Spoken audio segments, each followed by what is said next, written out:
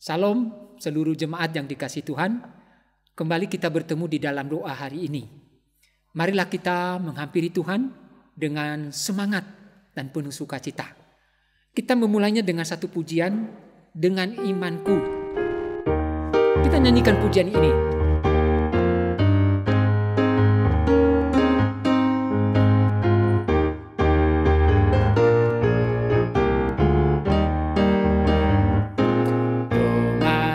Imanku, ku hadapi semua. Dengan imanku, semua berlalu. Gunung-gunung kesusahan, gunung-gunung pencobaan. Dengan imanku, semua berlalu. Sekali lagi. Dengan imanku, ku hadapi semua. Dengan imanku, semua berlalu. Gunung-gunung kesusahan, gunung-gunung pencobaan. Dengan imanku, semua berlalu. Mari kita sama-sama berdoa. Bapa kami yang di surga, kami datang di hadapan-Mu hari ini dengan penuh iman, khususnya di tengah pergumulan-pergumulan yang kami hadapi. Kami hanya percaya kepada Engkau ya Tuhan, penolong kami, gunung batu kami satu-satunya. Layakan kami boleh menghampiri Engkau, menikmati hadirat-Mu, menikmati firman-Mu. Dan berkenanlah Engkau mendengar doa-doa kami. Terima kasih ya Tuhan, pimpin dari awal sampai akhir ibadah doa ini. Nama-Mu yang dimuliakan. Dalam nama Yesus kami panjatkan doa ini. Amin. Bapak Ibu, ada dua bagian firman Tuhan yang menjadi dasar renungan kita di dalam doa hari ini. Pertama, terambil di dalam Injil Yohanes pasal 16, pasal 14 ayat 6. Mungkin kita ingat ayat ini. Injil Yohanes pasal 14 ayat 6. Saya bacakan buat kita. Kata Yesus kepadanya, "Akulah jalan, kebenaran, dan hidup. Tidak ada seorang pun yang datang kepada Bapa kalau tidak melalui aku." Satu lagi Bapak Ibu, 1 Korintus 13 ayat 1 sampai 3. 1 Korintus 13 ayat 1 sampai 3. Kembali saya bacakan buat kita, silakan Bapak Ibu menyimaknya. Demikian 1 Korintus 13 ayat 1 sampai 3. "Sekalipun aku dapat berkata-kata dengan semua bahasa manusia dan bahasa malaikat, tetapi jika aku tidak mempunyai kasih, aku sama dengan gong yang berkumandang dan canang yang gemerincing. Sekalipun aku mempunyai karunia untuk bernubuat, dan aku mengetahui segala rahasia, dan memiliki seluruh pengetahuan, dan sekalipun aku memiliki iman yang sempurna untuk memindahkan gunung, tetapi jika aku tidak mempunyai kasih, aku sama sekali tidak berguna. Dan sekalipun aku membagi-bagikan segala sesuatu yang ada padaku, bahkan menyerahkan tubuhku untuk dibakar, tetapi jika aku tidak mempunyai kasih, sekalipun tidak ada faedahnya bagiku." Bapak Ibu yang dikasihi Tuhan, hari ini kita merenungkan apa sih iman Kristen? Apa sih iman Kristen? Kalau kita merenungkan dengan baik-baik dan dengan seksama, maka sebenarnya kita menemukan iman Kristen memiliki keunikan dibanding dengan iman-iman di agama lain atau kepercayaan yang lain. Iman kita di dalam Yesus memiliki keunikan berbeda dengan iman yang lain. Misalnya salah satunya iman kita, tadi saya singgung, di dalam Yesus. Iman kita di dalam Yesus. Bagian firman Tuhan tadi yang pertama kita baca, Yohanes pasal 14 ayat 6. Yesus berkata, Aku jalan, kebenaran, dan hidup. Hanya satu jalan, hanya Yesus. Orang bisa sampai kepada Bapa. Nah Bapak Ibu, iman itu juga hadir di dalam hidup kita dimulai dengan apa? Ketika kita bertemu dengan Yesus. Ketika kita dilahirkan baru. Di luar itu, kita belum memiliki iman di dalam Yesus, iman yang sejati. Nah, Bapak Ibu, jadi pertanyaannya apakah kita sudah di dalam Yesus? Sudah kita percaya kepada Yesus? Di dalam khotbah saya 2 minggu yang lalu, saya singgung hal yang sama. Bahwa kita juga harus hati-hati. Banyak orang yang mengaku bahwa sudah di dalam Tuhan Yesus. Tapi akhirnya, beberapa waktu lalu itu saya mendapat WA. Satu bagian firman Tuhan yang menggambarkan bahwa begitu sekarang viral. Ada orang Kristen yang berpindah agama. Nah, pada awalnya apakah dia memiliki iman di dalam Tuhan Yesus? Belum tentu. Karena dia pindah agama. Nah, begitu juga khususnya ada hamba Tuhan yang berpindah agama. Jadi dia sebelumnya dikatakan orang Kristen. Hanya pertanyaannya, apakah dia memiliki iman di dalam Yesus Kristus? Belum tentu. Nah, itu salah satu keunikan iman kita Bapak Ibu. Di agama lain tidak ada. Ya, di iman-iman kepercayaan lain tidak ada. Kemudian manifestasi mirip-mirip. Ya, manifestasi mirip-mirip. Tetapi ada perbedaan yang paling hakiki. Seperti tadi yang diungkapkan oleh Paulus.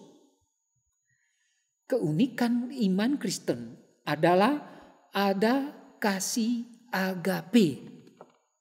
Sekali lagi kasih agape ini dimulai ketika bertemu dengan Yesus. Kasih agape ini adalah anugerah Tuhan yang diinisiasi oleh Tuhan.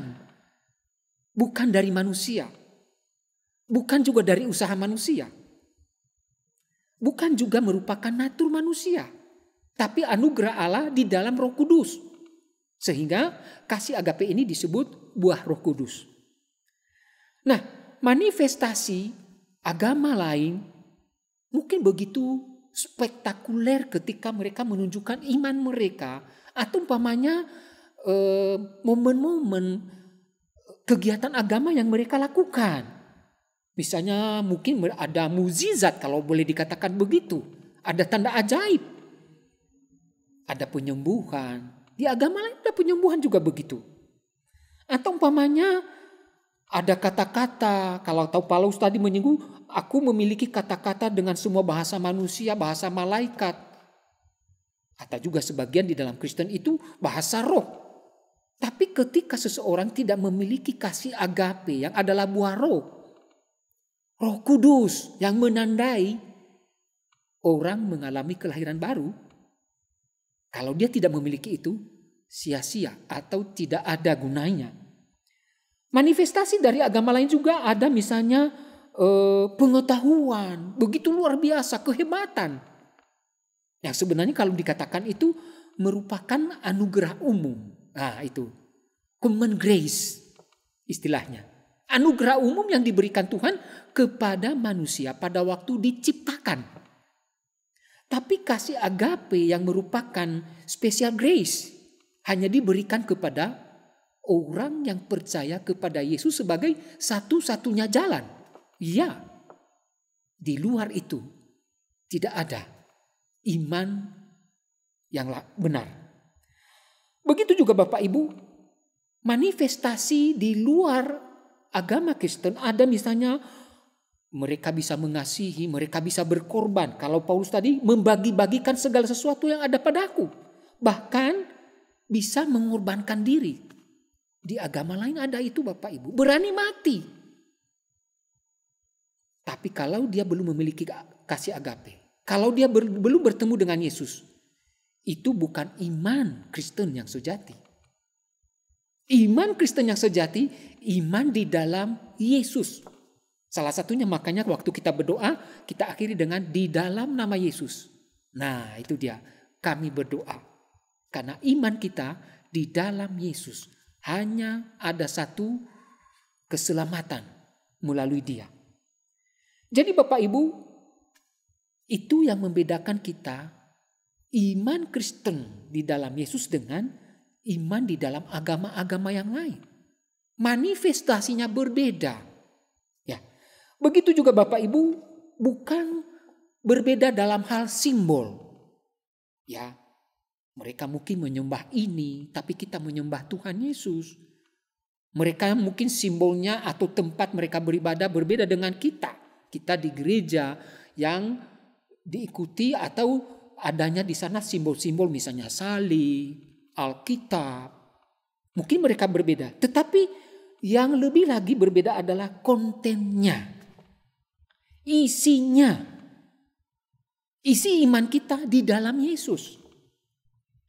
Iman kita adalah di dalam satu integral dengan struktur jiwa manusia yang bernilai kekekalan dalam hidup kita. Sekali lagi saya katakan kontennya yang itu di dalam kesatuan integral dengan struktur jiwa manusia menghasilkan nilai-nilai kekekalan dalam hidup kita. Kalau boleh dikatakan dengan simpel, setelah kita bertemu dengan Yesus, kita yakin dengan iman, kita akan mengalami kekekalan hidup bersama Dia di surga kelak. Bapak Ibu, banyak orang yang berkata bahwa sama. Karena iman itu anugerah umum. Waktu manusia diciptakan. Nah, itu menurut mereka. Jadi sebenarnya semua agama pasti mereka diselamatkan karena mereka memiliki iman.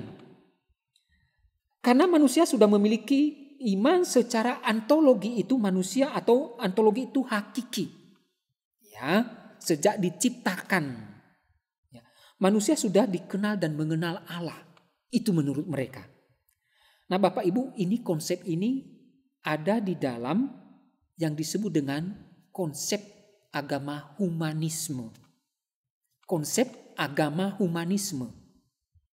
Semua agama pasti selamat.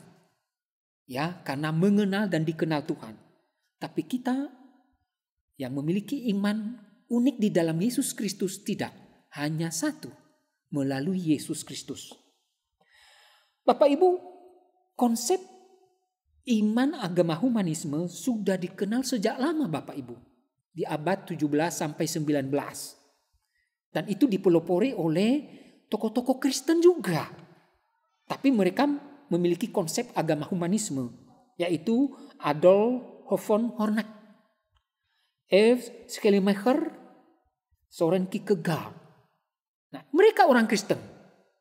Tapi mereka memiliki konsep agama humanisme. Bapak Ibu, iman Kristen bukan lagi intinya kontennya Tuhan Yesus. Tapi keselamatan ada di luar Yesus. Yaitu berkaitan dengan perasaan. Ya, itu batin yang menjadi fokus.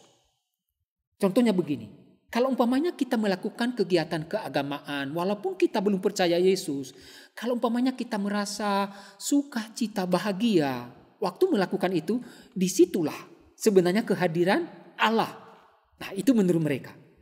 Jadi perasaan batinnya kita memegang peranan penting, menentukan apakah kita mengenal dan dikenal Allah. Nah, padahal perasaan kita ini bisa dimanipulatifkan? Ya, khususnya keadaan.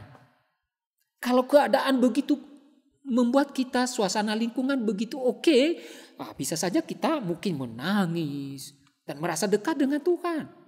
Perasaan kita bisa dimanipulatif. Tidak bisa menjadi patokan. Bagi kita yang memiliki iman di dalam Tuhan Yesus, patokannya adalah firman Tuhan. Roh Kudus yang hadir di dalam diri orang itu. Jadi tidak melulu pada batin dan perasaan kita. Nah, perhatikan Bapak Ibu, Apa komentar daripada salah satu tokoh iman agama humanisme, yaitu Kierkegaard. Dia berkata begini Bapak Ibu. Ada satu contoh dia kasih.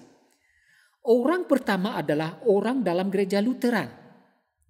Namun karena ia berdoa dengan spirit yang palsu, perasaan, ia sesungguhnya sedang berdoa kepada berhala. Itu dia. Sedangkan yang kedua adalah yang berada di kuil, orang kafir, menyembah berhala. Tetapi karena ia berdoa dengan hati nurani yang tulus, ia betul-betul berdoa kepada Allah. Sesuatu dapat disebut kebenaran tergantung pada bagaimana batinnya bekerja, bukan apa yang ditampilkan di luar. Bapak Ibu setuju? Batin, perasaan menegang peranan penting, bukan yang ditampilkan di luar. Mirip-mirip ya? Setuju? Jelas kita tidak setuju. Bukan perasaan yang menentukan. Ya, tetapi firman Tuhan, Roh Kudus yang hadir di dalam kehidupan orang itu. Bapak Ibu, orang-orang yang memiliki konsep seperti ini, diam-diam juga berpikir, ini mulai menyeleweng. Mereka berpikir bahwa Ibu Teresa, tokoh agama Hindu Mahatma Gandhi, setara dengan, bahkan khususnya Mahatma Gandhi, lebih tinggi dari Tuhan Yesus. Lebih tinggi dari Tuhan Yesus Mahatma Gandhi itu. Kenapa? Karena alasan mereka adalah tokoh ini telah melewati 5 agama. Lalu kemudian kembali ke agamanya. Kemudian juga di dalam Alkitab berulang kali Yesus memperlihatkan kelemahannya. Dia lapar, dia marah waktu penyucian bait Allah. Tokoh tadi katanya memiliki kerohanian lebih daripada Tuhan Yesus. Itulah sebab mereka memiliki penilaian setara atau lebih tinggi. Ini kan salah kaprah. Kita kenal Tuhan Yesus itu 100% manusia, 100% Allah. Kemanusiaannya lah yang dibuktikan di sana. Dia terbatas, dia lapar, dia menangis. Dan jelas dia marah karena ada satu kebenaran yang tidak dihiraukan oleh manusia pada waktu itu. Bapak Ibu dan saudara yang dikasihi Tuhan, inilah perbedaan kita iman di dalam Yesus Kristus dengan iman agama humanisme. Ada 3 alasan kita tidak menyetujui konsep mereka seperti yang di atas lagi. Yaitu berkaitan dengan perasaan, batin. Yang pertama, hampir semua kebaikan manusia adalah manifestasi kepribadiannya sendiri. Hampir semua kebaikan manusia di luar Tuhan Yesus adalah manifestasi kepribadiannya sendiri. Maksudnya begini Bapak Ibu. Sebenarnya ketika manusia jatuh di dalam dosa, saya singgung di dalam khotbah saya yang lalu, gambar Allah itu tidak hilang, tapi rusak. Kalau boleh dikatakan rusak total. Saya umpamakan waktu itu ibarat kaca mobil yang mengalami tabrakan, hancur berkeping-keping. Jadi tidak berfungsi, tidak berguna lagi. Makanya disebut mati. Itu. Atau kalau boleh dikatakan tidak lagi bisa memuliakan Allah. Tapi kasih itu, kebaikan manusia yang di luar Tuhan Yesus, itu sentripetal, memutar. Di dalam dirinya ada motivasi ketika dia melakukan kebaikan. Apakah itu kasih? Ada motivasi untuk diri sendiri. Dan dia mungkin tidak bisa bertahan ketika mengalami penolakan, dicuekin. Dicuekin 5 kali, tapi untuk berikutnya mungkin dia tidak bisa bertahan. Mulai mengomel dan menyalahkan orang itu. Tapi orang yang memiliki iman di dalam Yesus Kristus, Roh Kudus terus menuntun dia. Dan memberikan dia pemahaman seperti Tuhan Yesus berdoa di kayu salib. Yang menyalibkan dia, yang membunuh dia pun dia bisa berdoa begini, Bapa, ampunilah mereka. Itu dia Bapak Ibu. Bapak Ibu, orang berdosa yang betul-betul sudah menerima Yesus Kristus ketika dia berdosa, menyesali. Tetapi di luar Tuhan Yesus, mungkin tidak ada penyesalan yang sejati. Sehingga kita melihat ada dosa-dosa yang terus dilakukan. Jadi Bapak Ibu, kalau tadi iman di dalam agama humanisme, itu adalah usaha manusia, kekuatan manusia. Sedangkan iman di dalam Yesus Kristus, salah satunya tadi yang dikatakan Paulus, kasih, yaitu kasih agape, anugerah Tuhan. Allah yang berinisiatif untuk merangkul kita, hadir di dalam hati kita, mengubah kehidupan kita, dan memberi kita Roh Kudus. Dan kemudian muncul buah-buah Roh Kudus, salah satunya tadi kasih agape. Itulah sebabnya Paulus tadi mengatakan bahwa sekalipun itu mengingatkan dia akan kehidupan yang lalu. Di dalam kehidupan imannya yang lalu itu, dia juga mengasihi Allah dengan mempertahankan hukum Taurat. Karena kalau kita baca di dalam Kisah Para Rasul bagaimana dia mengejar orang Kristen. Salah satu yang dibunuh waktu itu Stefanus.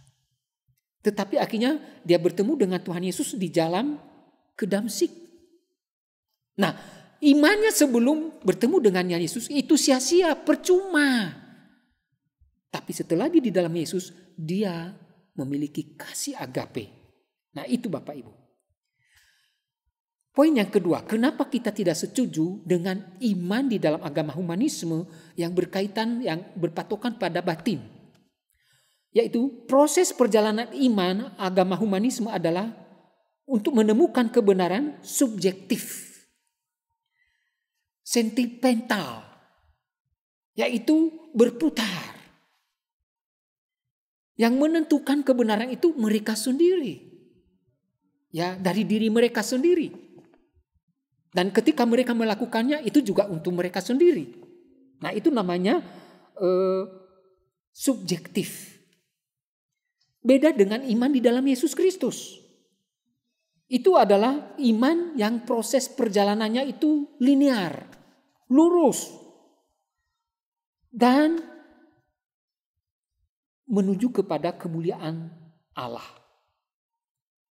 Nah, tadi saya singgung, orang di dalam agama humanisme ketika mereka mengasihi, ada satu saat mereka itu akan gagal, tidak mengasihi lagi, tidak mau mengasihi. Kenapa? Mereka mengalami kekecewaan. Karena orang yang dikasihi ada sesuatu yang mereka anggap tidak tepat. Tetapi iman di dalam Yesus Kristus diperbaharui terus pemahamannya, pengertiannya, diperdalam terus. Karena dia bertumbuh. Termasuk di dalam kasih agape dan kebaikan-kebaikan yang lain. Sehingga kemungkinan besar, bahkan dipastikan mereka bisa mengasihi terus-menerus di dalam kehidupan mereka. Mungkin gagal satu kali, tetapi berikutnya mereka bisa berhasil.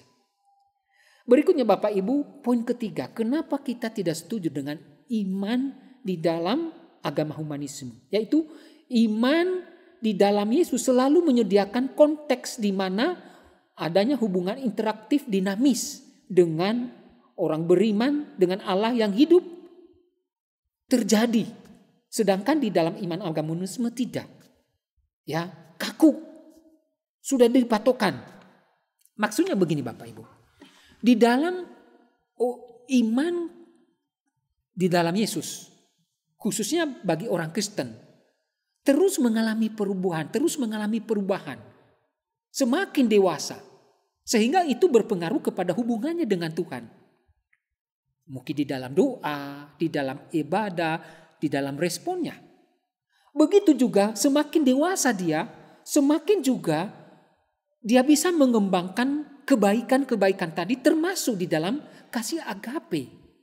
Karena ada Roh Kudus yang bisa menolong dia untuk melakukannya lebih baik lagi, lebih dalam lagi.